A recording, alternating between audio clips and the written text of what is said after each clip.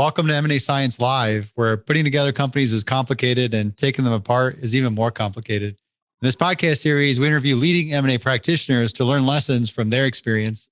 Learning proven techniques is key to optimizing your M&A practice. If you're interested in keeping up with the latest from M&A Science, visit mascience.com, subscribe to our newsletter. I'm your host, Kisan Patel, CEO and founder of DealRoom. Today I'm here with Clayton Stanley, Vice President, Head of Corporate Development at AmeriVet Veterinary Partners. Clayton has previously had roles as VP of Corp Dev for NTT Data, Director of Corp Dev at Xerox, and worked in transaction services at PwC. We're going to talk about how to make the JV model work on scale and figuring out the right size of the M&A team. Hey, Clayton, to kick us off, can you tell us a little bit about your role and organization? Yeah, so I work for AmeriVet Veterinary Partners. We're a private equity-backed, vet clinic consolidator, headquartered in San Antonio, Texas. Our company, we moved here a few years ago. We were started in 2017 in Canada because of our financial backer is a private equity firm out of Canada called Imperial Capital. But yeah, so I came on board in August of 19 as the head of corporate development. Today we're at about 85 clinics. Our goal should be probably around 120 by the end of this year. So we have a pretty aggressive targets and a lot of clinics in our current signed LOI pipeline. But I came on board to help to run the corporate development, because being that we're a consolidator, we kind of have two separate groups where I've got a separate team, our business development team that handles all the sourcing side. Then really, my team takes it from once we have a live opportunity to, negotiating the NDA and the LOI all the way through deal execution is what my team is focused on, where our BD team is the relationship team that's focused on, getting finding the partners that are interested in partnering with us. So the vet industry itself has generated a lot of interest from PE firms. What are some of the reasons the industry is so attractive? There's really a few. I mean, it's gotten a lot of PE interest, one of which is that it's still a very highly fragmented industry. The estimates are it's still, up to 80% fragmented. And when I say fragmented, I mean 80% of the vet clinics are still owned independently by the veterinarians. So there's still a lot of greenfield where, even though there's a lot of competition in our space, there's a lot of clinics for consolidators to buy, and there's still we're still probably in the early innings of a baseball game as far as until the industry becomes more consolidated and it gets tougher to buy clinics. That's one reason. Another, I'd say, the private equity firms make a very good return. Investing in this space, it's a high margin business, but the EBITDA margins for a typical good veterinary clinic are in the mid-20s, and it's a very low risk business. A couple of other advantages are there's the lack of strategic buyers in the space. Typically most of the people buying the clinics are the PE-backed consolidators like ourselves. It has a private pay revenue stream. So unlike human healthcare, where you have, the government through, Medicare and Medicaid setting your prices, or the big payers, the Blue Crosses, the Aetnas, the Uniteds of the world, setting your prices. Here, the veterinarians can set their own prices because it's a cash pay, point of service model. It's also, in the last recession, the industry has proven to be recession proof, compared to other industries. And also even more recently, the vet business thrived throughout COVID. So I'd say it's even pandemic proof, which is even, brought more interest into the industry over the last year. And there's also a couple of other things. Millennials are research is showing they're delaying starting families, and they're buying pets instead of having kids, at least putting that off, which is obviously been a positive for the vet industry. And then another thing too, obviously, anytime a private equity firm invests in a portfolio company, they're obviously have an exit in mind at some point. and all of the recent recaps or recapitalizations in the space have all been north of 20 times EBITDA. So it's a very nice return for your financial sponsor. Is there anything bad about the industry? Well, I should say because of all that, it's highly competitive. So when you're going to talk to a veterinarian about buying their clinic, most likely, a lot of your competitors are also talking to that same clinic. So ultimately, we can still buy the clinics at a lot lower multiple than we hope to exit at, but it's highly competitive. So it makes your LOI, issued to, close rate, a lot lower than you would like because of the competition. Got it. But definitely seems like it's got the fundamentals, being a highly fragmented market, good margins.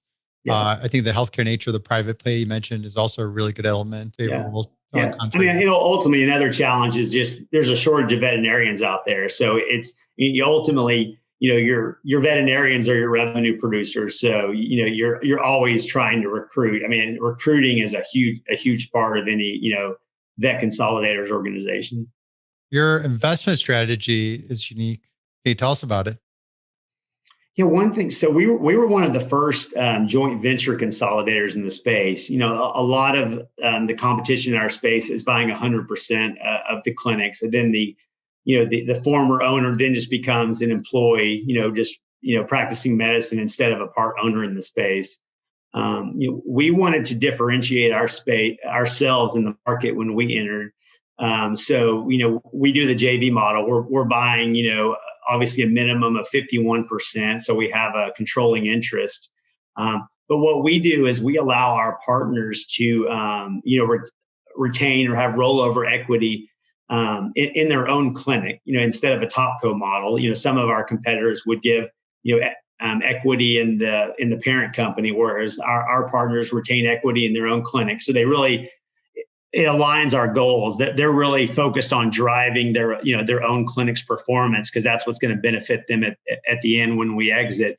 And we also are going to give them the same multiple that we get at exit. So that's kind of a big pitch of our strategy is, hey, we're going to pay you X up front, but if you retain 30%, when we get scale and bring a lot of operational efficiency and help you grow your clinic, when we sell this large group of clinics down the road for a much higher multiple, you'll get that same high multiple on your rollover equity. Why take this approach over a traditional buyout? It was really due to the competition in the space. You kind of had to find a way to differentiate yourself when there's 20 other players doing the same thing, and some of them may be more, some are better capitalized than others, which is obviously important thing. If somebody is getting better leverage, with their in their credit agreements or debt package, they can obviously, afford to pay higher multiples. So you just have to find a way to, to differentiate yourselves, but then also, show a good value prop to that veterinarian of hey, in addition to paying you this competitive multiple up front, you can make a lot more under our model. And obviously they get profit distributions as well because they're retaining interest in their clinic. But it's really just aligns us so we're all working towards the same goal. It's interesting. So you've really differentiated your investment model by creating this incentive with the targets that they now become part of your greater model and what you're trying to achieve with a larger potential exit down the road. Yeah, no, for sure. And we're all aligned too. They obviously help refer deals to us because the more clinics we can buy and the more EBITDA we can acquire, obviously, that's going to help us sell, at a premium multiple down the road, and we're basically a service organization with regards to, we have a big acquisition team, part of which is our core business, but we're also trying to help drive same store sales, introduce operational efficiencies, help, take advantage of our, procurement synergies and things like that. So yeah, it's really about all marching towards the same goal, allow the veterinarians to do what they do best, and that's practice medicine. And we'll kind of help them take care of the back office stuff. It's economies of scale at its finest. Yeah.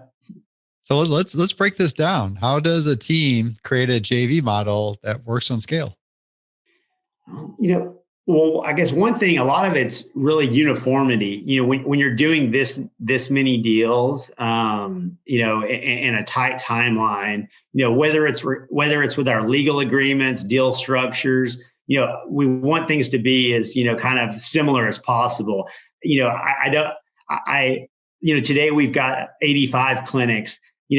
In the legal agreements, all and the operating agreements look very similar on those.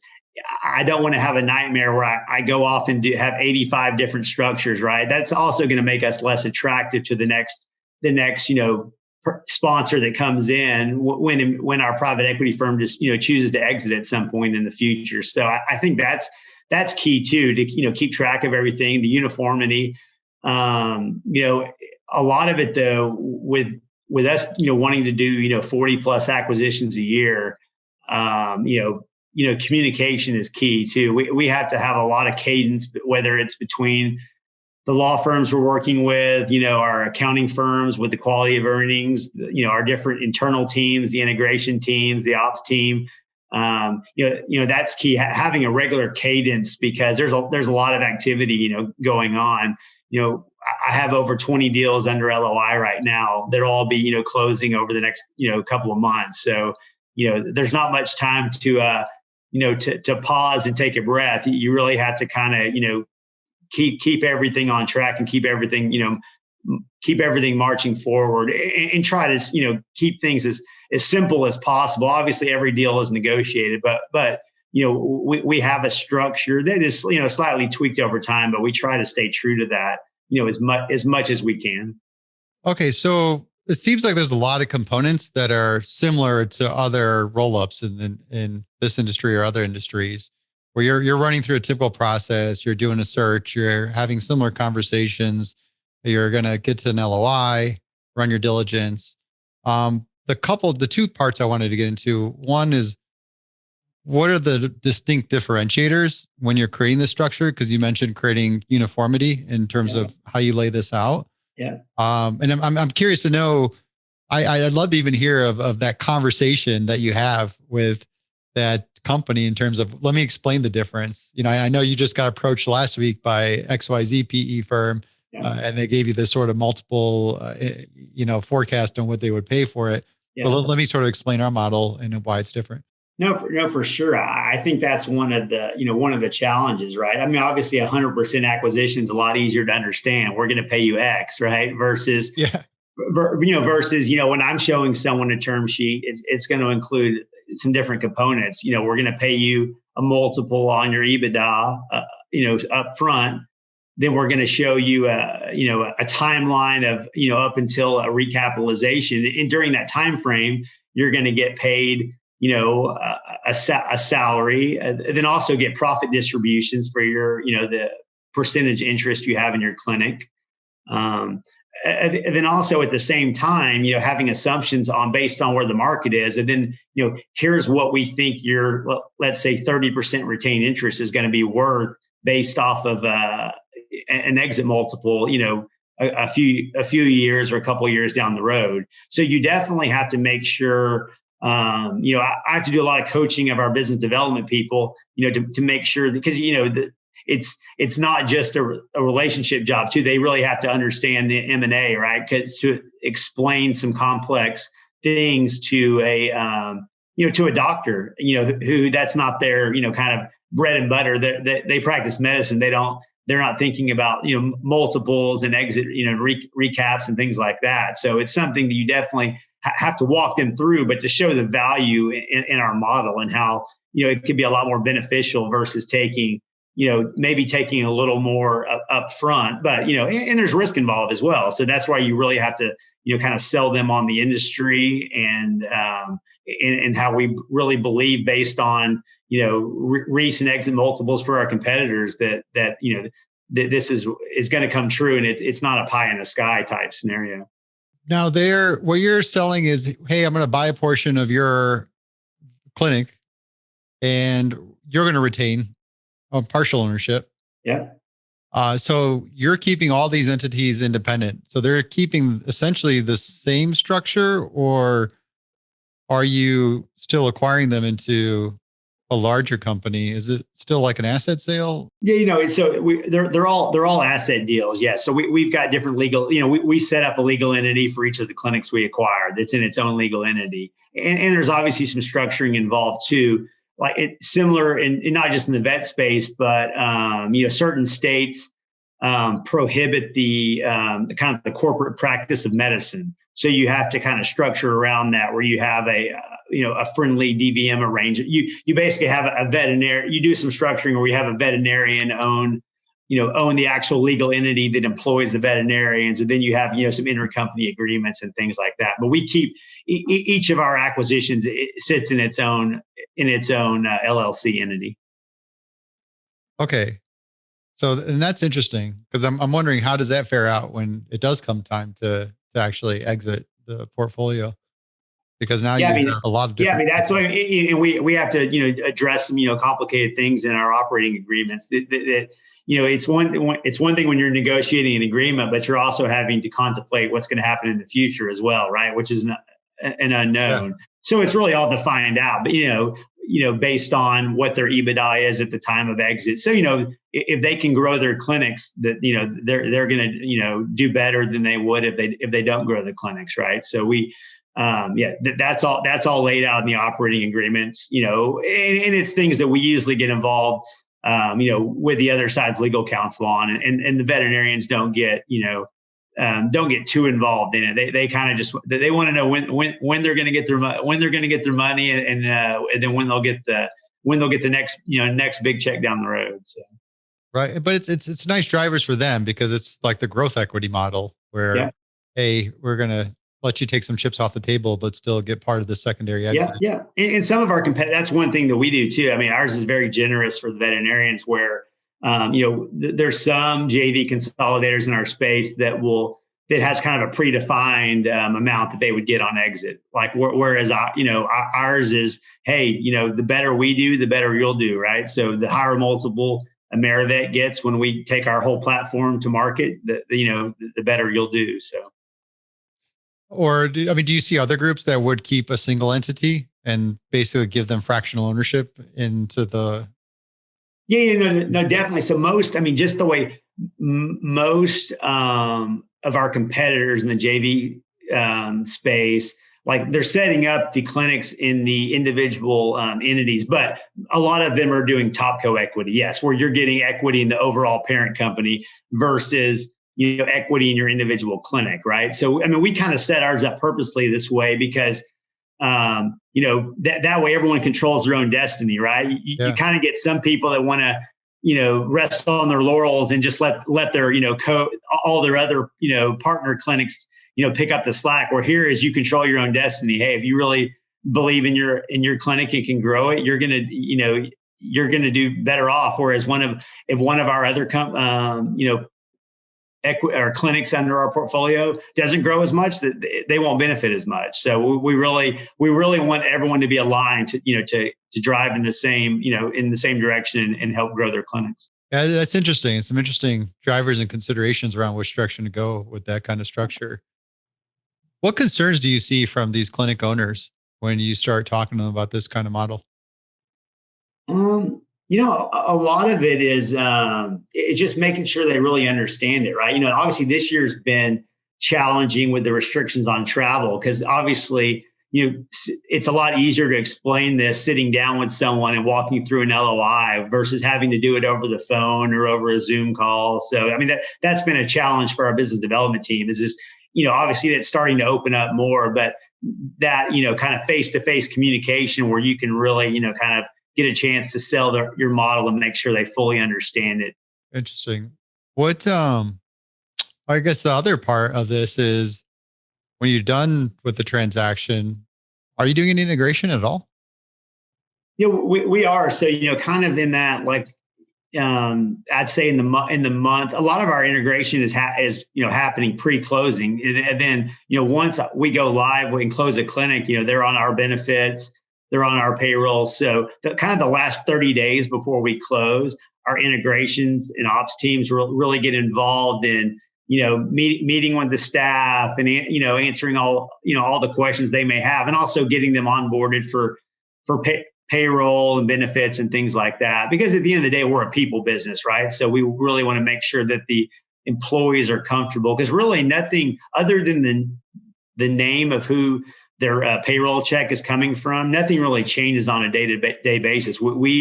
It's really important for us to keep the culture of the clinic we're buying. We don't go change their name. All of our clinics keep their names. We're really just there, in the background to help and assist them, grow their clinic and kind of take things off their plate. Interesting. I mean, it sounds like you're still capturing some of the cost synergies. You're sort of kind of picking out some of the stuff that you could leverage in terms of the cost synergies when on scale, but then still allowing them to have that autonomy that you're not interrupting or disrupting those. Yeah, for sure. I mean, we even let them, choose their own suppliers that they've always done business with. We have contracts with all the suppliers in the space and obviously can get better pricing that they can take advantage of, once they come under our umbrella. So there's always some immediate, cost synergies from a procurement side. And if you think about most of the clinics, most vet clinics are small businesses, right? I mean, I'd say, the average, they're,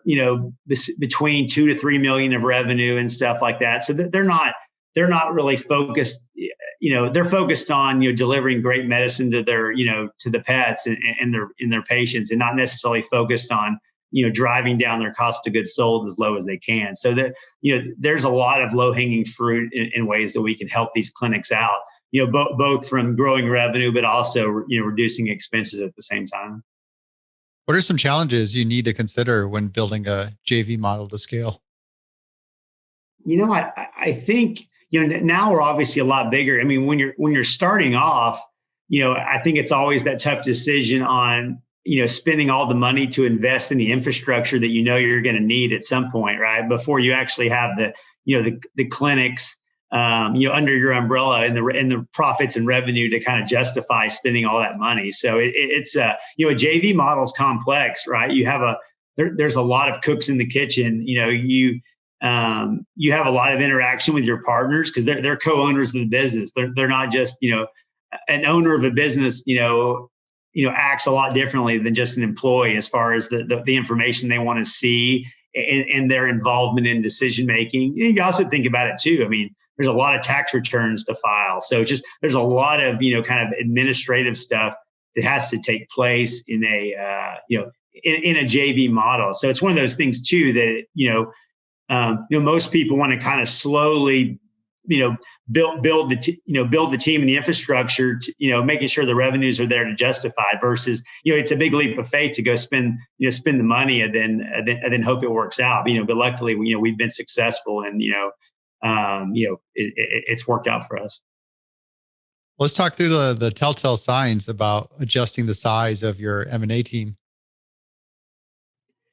Yeah, so I think just like for anyone, a lot of it, especially in being a consolidator with a lot of deal activity, I think some of it is when your team can't keep up with the deal flow, and you start identifying bottlenecks, in the process, right? Because I think we use an M&A software platform, and we track all phases of the deal process, from when, from once once an NDA signed to how long it takes us to get, the financial information back from the potential partner to when we're presenting the deal for approval to getting the LOI issued to sign, and then all the execution phases as well. Once the LOI is signed, how long does it take us to get our first legal drafts out? How long does it take, us to get the QV report done with our third parties? So, anytime I start seeing, kind of bottlenecks in the process, I'm definitely looking to add to the team if I figure out if a person could solve some of those problems, right? Sometimes it's changing a process, but if I say, hey, this is just a bandwidth issue, I just need another person. That's when obviously a key time to add someone, and also just just getting the daily vibe of your team too. I mean, you can tell when people are being overworked, right? And they're just kind of they're maybe keeping up, but it's just probably working more hours than they or you would like for them, like for them to work, so everyone can have a balanced lifestyle. So it's something as a leader of a team, you just got to keep your eye on to make sure that that, your team's still, being productive, but also is happy with the work they're doing and is getting challenging work and not just having to do, kind of monotonous, activities that's not really helping them grow as a corporate development professional. I'm always interested by this because all these organizations that we've ever worked with, they have such a varying team size when it comes to their M&A function. And I'm curious, how do you assess between operationally we need to adjust things to be more efficient to we need to throw more bodies at this?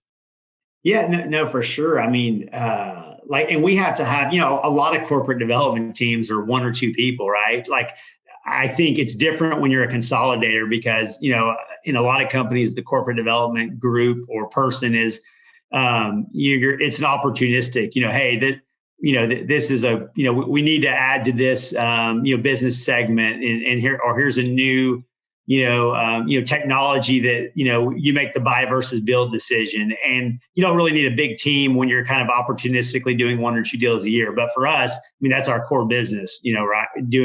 We want to go do 40 deals a year. The funny thing though is, as competitive as the market is, a lot of I wish if I wanted to do 40 deals, I could just go issue 40 LOIs, right? But that's not the reality and how competitive it is. So a lot of your team's work is spent on deals that will never come to fruition, right? It's somewhat of a volume game of, it takes a lot of effort to, do the valuations and produce the LOIs and, and even negotiate them sometimes, and then you never actually win the deal, right? So, it's finding that balance of that. And like you said, we're always trying to improve processes, figuring out, okay, how can we get our LOI close rate up? Things like that, where, it can kind of take some of the workload off of my team and still allow us to close the same number of deals. So I agree. It's a constant challenge of the, is it add a body or is it improve a process? So.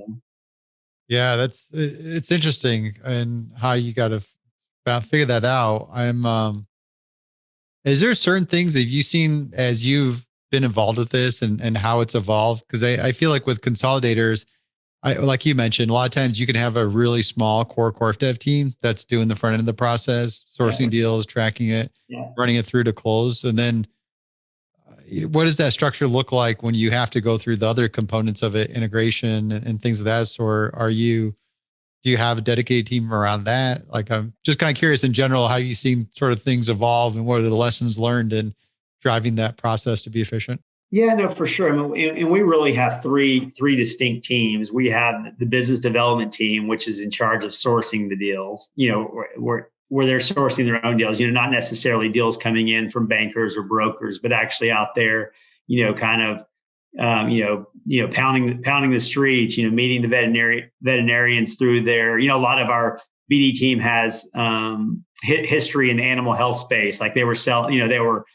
product salespeople in the veterinary space, selling drugs or different products. So they have a lot of connections in the vet space and working those connections. In addition to cold calling too, going off of lists of the veterinarians in their markets where they're the right size that we would like to approach. But also, then I have my corporate development team, which it's really handles kind of the, from an identified opportunity all the way through closing the transaction. But we also have an integration team as well. And so obviously that's an important handoff, later in the process between, my corp dev team who, has most of the knowledge of the, on this particular clinic, since we're the most heavily involved, and then handing that off, to the operation and the integration teams. So interesting approach, three distinct teams. Biz dev, you're doing your own deal origination. Do you use bankers? Are you? No, we do. So, we obviously get a lot of inbound stuff from, there's a lot of business brokers in our space, not necessarily as many, I wouldn't say true investment bankers because, the typical veterinary clinic is just a little on the small size for a big bank, but you'll see groups of clinics come to market together. And then you'll see more of the traditional investment banker get involved. So a lot of business brokers, that specialize in the space. So that's a deal source. And then you rely on your own team, to go out there and source their own deals. And because then they can actually find deals that maybe the seller or the future partner we're talking to is not shopping it around and taking it to every competitor out there. So you can maybe get it at a lower multiple and with less competition, which is obviously a good thing for us.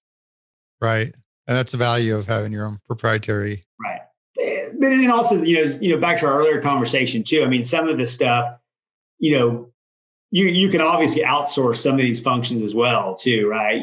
Obviously we use the third party, quality of, QV firms to do that. We obviously have outside legal counsel and stuff, but we ultimately have to be the decision makers, right? So we do have a lot of interaction with third party, but ultimately, me and my team are the ones, making the decision, along with working with our internal teams and also some external parties as well. Got it. And then you have the biz dev, then you're on the corp dev side. So you're really doing the negotiation, finalizing the terms. I saw a question from Deb on chat. What percentage of the business does the original owner usually keep? On average, it's 30%. Okay. Yeah. So it could range a little bit, but right around 30%. Yeah. I mean, we have some that are at 49%. And then I'd say, and then some, most of our deals are between that, 20 to 40, but we have some outliers there. We have a majority interest in all of our clinics, but 30% is the average for the retained interest for the veterinarian. And then when you take those deals to close, and even prior to that, you get the integration team involved. Has there been anything specific that you've seen just help you become more efficient between running a deal or coordinating between the different teams in a deal process? Yeah, for sure. I mean, I think it's like anything in corp dev. I think you learn from every deal, right? That's one thing that I think people in corp dev like. I mean, every day is a new day. I mean, I learn something, every day, some nuance comes. You think that you do a lot of deals, and it's amazing how they're all still, unique. So yeah, constantly, whether we're negotiating, employment agreements, working with our HR team and the, our future partners, just figuring out the right timing, because we face this on every deal, just like anyone selling their business. They're always a little apprehensive to bring everyone over the wall on their side, right? Until they know the deal is going to happen, right? There's always that risk in kind of the disruption to your own business, right? So that's a challenge with our integration teams too, is getting the seller comfortable to informing the staff and stuff, so we really can make sure we have a smooth close and a smooth integration. So we're always learning from that on ways to get the partner kind of on board with that, and how we go about handling the the negotiations for our revenue generators, which are our veterinarians. And typically, let's say in a vet clinic, they may have 3 or 4 veterinarians.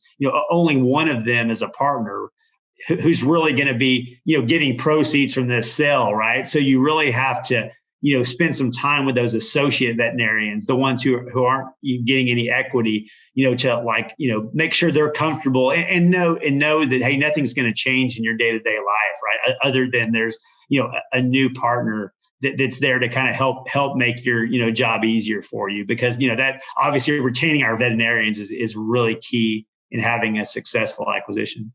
With these sort of learnings that you pick up deal to deal, is there an approach that you have to retain it? Is there, hey, do we have a meeting, do like a retrospective or a postmortem, talk about what went good, what went bad? I'm just kind of curious. I feel like different organizations approach that differently. We do. We have, a lot of it gets discussed, kind of after a deal close. We have we could really call it like a budget handoff call, but we kind of, that's kind of a call to kind of recap everything with we have our finance team there, the ops team, the integration, to make sure that we can kind of that transfer of the knowledge. We're also, talking about, making sure that they understand, kind of our first 12-month forecast, talk about any intricacies and things like that. But also a lot of it's, via communication too. I mean, we're still, somewhat of a small growing company. So there's constant communication amongst the leadership team on, kind of, learning from past mistakes and how we can build on, kind of build on our successes. We also do a lot of surveys too. We'll send out surveys after a deal's closed to our now partner, right? Hey, what did you not like about the process? Obviously everybody complains about diligence, right? Like nobody likes going through diligence, but so you take some of that with a grain of salt. But we're always looking to improve and get better. I mean, that's one thing I challenge my team is that I don't like anyone who tells me that when you ask them why they're doing something a certain way, well, that's because we've always done it, right? I mean, I want us to always be challenging the norms and looking for better ways to do things. Awesome. Continuously optimize. Yeah. When it comes to tasks you can't delegate to other team members, how do you handle prioritization of tasks and manage the different responsibilities you have on your plate?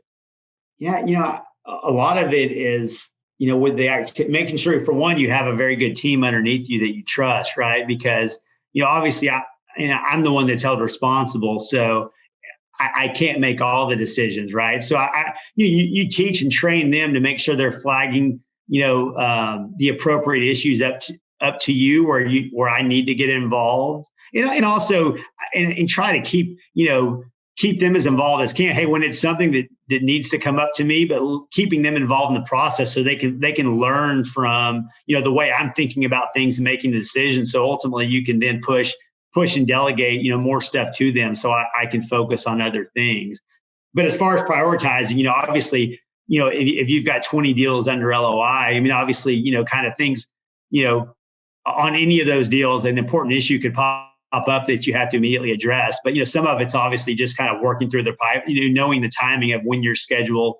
Hey, when's this deal supposed to close? Right? You kind of have to, if it's an issue that's kind of equal importance, I probably need to focus on the one, for the deal that's going to close the soonest, right? So because we like to do on-site closings, for all these deals, and when you're just doing the math, when you're closing 40 plus deals a year, I mean that's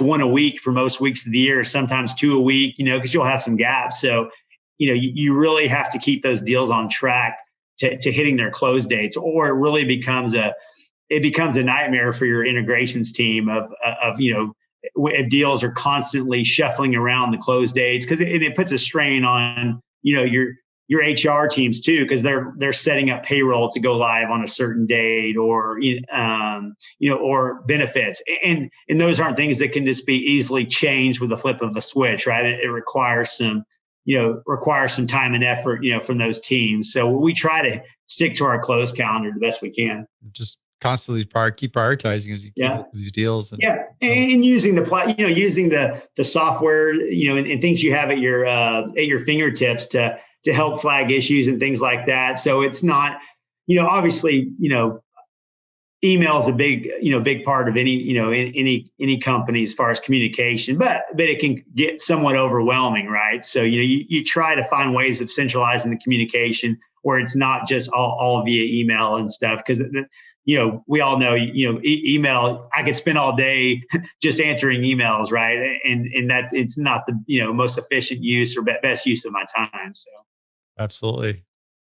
Deb, keep the questions coming. Well, what is your exit strategy and what's the timeline for that? I think, the kind of the market will dictate that. I mean, obviously in our, private equity firm, of when they, entered into the investment, they don't have a strict date they have to be out.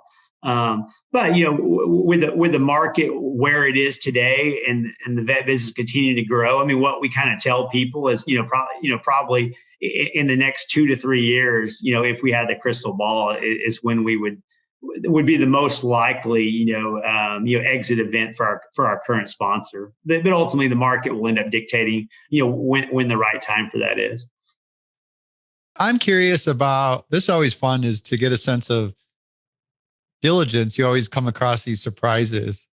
And I'm curious if you've seen anything interesting on deals that you've worked on where, and maybe it's particular to your space or even some of your prior roles, if you have any interesting stories around surprises you come across pre or post. One thing, I mean, it's somewhat related to diligence. One thing that comes to mind, in my, at a prior company, we were looking to do an acquisition in Spain, and we went over to spend some time with the owners of the business. We went to dinner with him, and it was in a kind of in a harbor in Barcelona where the restaurant was. But in his kind of broken English, he one of myself and one of my colleagues were he basically said, if you do good diligence, you can have one of these boats. So, we ended up not doing that acquisition, because obviously, the kind of with the Foreign Corrupt Practices Act and bribery and things like that, what wasn't going to be real kosher. But that was something that it was definitely interesting. Obviously, different parts of the world, different things are accepted. But as a U.S. based public company at the time, that wasn't gonna fly. So that was somewhat of an interesting thing that's happened to me on a deal. I mean, every deal is different, and obviously, dealing with somewhat of, I'd say unsophisticated sellers from a financial, M&A perspective. I mean, some deals, especially during COVID, where you have some valuation gaps. We do earnouts, on certain deals, just like a lot of people do. And I've, sometimes, even though these earnouts are negotiated at, arm's length with, both sides represented by counsel, at the end of the earnout period, where you have defined metrics, they have to, they will have potentially achieved none of the metrics to get the earnout, but they're still like I, come to you like, hey, I know I didn't earn the earnout, but can you still pay it? Kind of explain, no, the business is kind of underperforming, and it really wouldn't be a good use of our capital to put more money into it based on your performance. But it's just kind of some of the unique things when you're dealing with a small business owner versus in my prior lives doing large $1 billion acquisitions. It's it's somewhat of a different negotiation process where you're doing a lot more coaching, sometimes on these deals. Because that's one thing that's unique about the JV model too, is that, in a traditional 100% deal, I'd say the negotiations can be somewhat more adversarial. Your two parties negotiating the best deal, and sometimes the other, you go your separate ways. Hey, you buy the business, and the person you bought the business from might not even be coming on as an employee of the new business. But here I'm partnering with these people. So, kind of sometimes, you kind of have to explain to them, and you want to really make it a fair deal for both parties, because, if you come in too buyer friendly, that you may get the deal closed, but you're just going to create headaches for yourself, post closing, when they maybe realize things that they didn't understand at the time the deal was negotiated. That's an interesting view, because it does give you more incentive to be fair, because you don't want them feeling salty afterwards.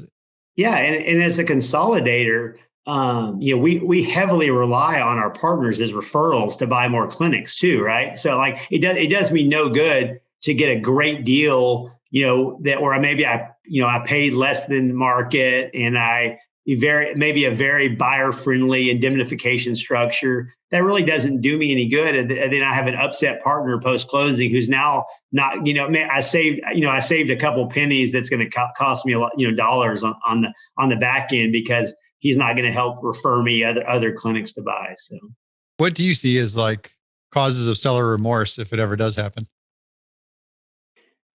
Really, I mean, I think, all of our partners would say, and we use our partners heavily, that they would all say, hey, it's a fair deal. I mean, a lot of, sometimes, probably, no fault of anyone, sometimes the business just may not work out. Sometimes, they lose a veterinarian, right? Just, you may have a high producing veterinarian that, that decides to move to a different state, or for family reasons, decides to stop working, right? And then, you got to go, find a replacement. Obviously that's going to affect your profitability. So, I think everyone wants to have a successful deal. I think sometimes when you have earnouts involved, and in their, anytime someone agrees to do an earnout, in their mind, they're going to achieve that whole earnout, right?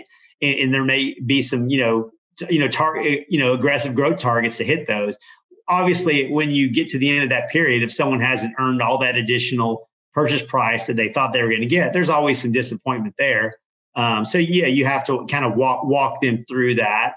So, but I say, not really seller's remorse, because at the end of the day, I think, the vast majority of our partners are very happy that they partnered with us, especially, during the pandemic everyone's been through in the last year, because it was really a great time to have a partner versus being the single owner of a business, and especially in a, kind of healthcare related business where, you're researching on websites trying to find out if your business is considered, is allowed to be open, and when all the governors are putting out mandates on what businesses are essential or not and stuff, it was really a great time to have a partner to help you control your labor and make sure you were complying with all these new laws that were being put in place. So I think our partners, are the vast majority are thrilled with the decision they made. It's an interesting model. What other industries could we apply this to? Obviously, we need a fragmented industry. Yeah, no, for sure. I think that, which is why it's so ripe for, a lot of the healthcare specialty spaces, right? You see this in whether it's ophthalmology, dentist, dermatologist. That's where you see a lot of these roll-up strategies in the human healthcare space. And then obviously it's happening on the animal healthcare space, as well. But really, I think the key is, the fragmentation obviously is one of the big keys, because, if someone's going to invest in this space, knowing that, hey, there's ample opportunity to, go, there's plenty of clinics out there for all the competitors to buy. Right. So, which is why there's, so much PE, in the space, and it's pretty low risk as well. So, it's one of those things I've heard people say, investing in this space, hey, you're going to get it's not going to be some crazy, multiple where the PE firm gets 10 times their investment, but it's going to be a solid low risk double or triple. It might not be a grand slam, but those grand slams have a lot of risk usually associated with them. Interesting. Yeah, you're right. And it's we're running out of industries we can do this in. It's Yeah, I think what you'll see too, at some point, many years down the road, once it becomes more consolidated, you'll probably see more strategic buyers, because at that point, you'll have some of the consolidators probably buying each other versus a lot of it right now is new PE firms coming into the space that have been itching to get into that space. Yeah, because every industry I'm thinking of that's fragmented, there's somebody doing a roll up. RIAs, they're doing it. You think of any of those managed service providers? Yeah. There's a lot of the security agencies. Yeah, no, you see it in the car wash industry. There's lots of different, the healthcare, like we talked about, whether it's behavioral health, I've seen a lot of, car wash roll ups, a lot of different service providers, whether it's, doing, HVAC repair, anything. Just really any type of, people based, kind of service provider business. It's pretty ripe for that. Nice. So we got a good amount of practitioners new to the industry for working on M&A, even in-house folks that are now getting active. What kind of advice would you give for practitioners starting to work on the first deal? Really, I would say, in corporate development, it's really about, getting in a place where you can do deals, right? I would rather be, that's how you learn in this space, is just doing lots of deals, right? So if it was someone, looking to get into corp dev, I would want to, try to get in with a company that it's, it's kind of key to their business model, right? And not just, you're going to be, we'll do one or two deals a year. Because, for one, I think you start getting in the risk too, if for companies that don't do a lot of acquisitions, they start having the discussions of, do we need a corp dev team, right? If I'm only going to do one deal a year, I'll just go hire a Big Four accounting firm and an investment banker, and they can do it for me, versus it, investing in a dedicated person to this, because you obviously want to make sure keep yourself busy, when you're employed somewhere. But I'd say it's just, getting in a place where you can do deals, whether it's doing corp dev work, for a company where you can really, focus on just doing deals for that company, or coming at it through the transaction services space where you get to work on a lot of deals to kind of get your, learn that way, or from the iBanking side, right? There's obviously lots of different avenues for getting deal experience, right? But that's one of the great things about the job. That for someone that doesn't kind of want kind of the same thing every day, where it's like, hey, here's what I do each month, and I kind of want to keep doing the same thing. It's a great line of work to get into, and I would say just kind of wherever there's an opportunity, and then go, and obviously make sure like early in my career too, the lower you are, you're obviously going to, have your task and roles in the process, but try to always, kind of, offer to help your bosses, go sit in on the management meetings, and even when you may be not able to talk on a call, but go and sit in your boss's office and kind of just learn, absorb as much as you can to learn. It's one of those, that's the way to kind of, everyone's looking to kind of grow their career. So just be a sponge and absorb as much information as you can, because you'll learn on every deal you do, because they're, being that it's a negotiated deal. I've never done a deal that's the same. They're, everyone's different. So that's a good point. Just get closest to the deal, get hands-on. So do you have a preference for working on these kind of consolidation strategies, or would you ever go back to working on more of the traditional strategic approach where you're working on a variety case by case type of strategy? I've enjoyed, this is my first time, doing it from both a PE-backed company and then also, but also in the consolidator space. So yeah, it's definitely challenging, and the deal flow is obviously pretty aggressive. I like it. I definitely like the PE-backed space, and it has its advantages over. I've done it for a public company before, because sometimes the shift you can have competing priorities within a public company that's having to manage their kind of profitability a quarter at a time for the street and stuff. So kind of one year you maybe really focus on acquisitions, and then the next year we're going to use all of our available cash to buy back shares and things like that. So the one thing that I like about the consolidator PE back company is that they're always going to be aligned with what I want to do, because the whole a consolidator is going to do deals, right? So that's really the point of why they exist. So you're going to have plenty to do, and not have any kind of months where you're maybe sitting around or working on some different projects while because the company is not currently focused on doing any acquisitions. What's the craziest thing you've seen in M&A? I was thinking of my potential Foreign Corrupt Practices Act issue that was presented to me in Barcelona years ago. That's probably the one thing that comes to mind.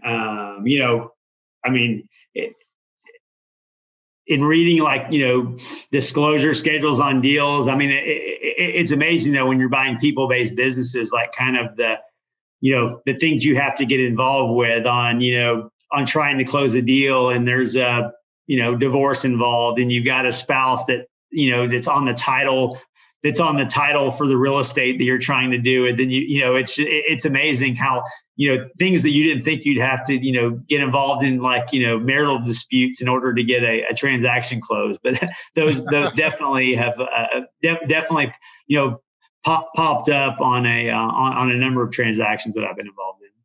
Yeah, I'm sure that's now become part of the diligence process. Yes. No. Yeah. You have to make the decision on whether it's a good thing or bad thing when there's kids and spouses and involved in the same business. Yeah, I can imagine that adding some complexities, and if you're not prepared for it, some more surprises. Yeah. No, for sure. Hey, Clayton, thank you so much for your time today. I really appreciate the conversation and walking through how to scale a JV model. No, I appreciate it. Thanks. Thanks. I appreciate it. Kisan. Cheers to the deal. Thank you. Thanks. Bye.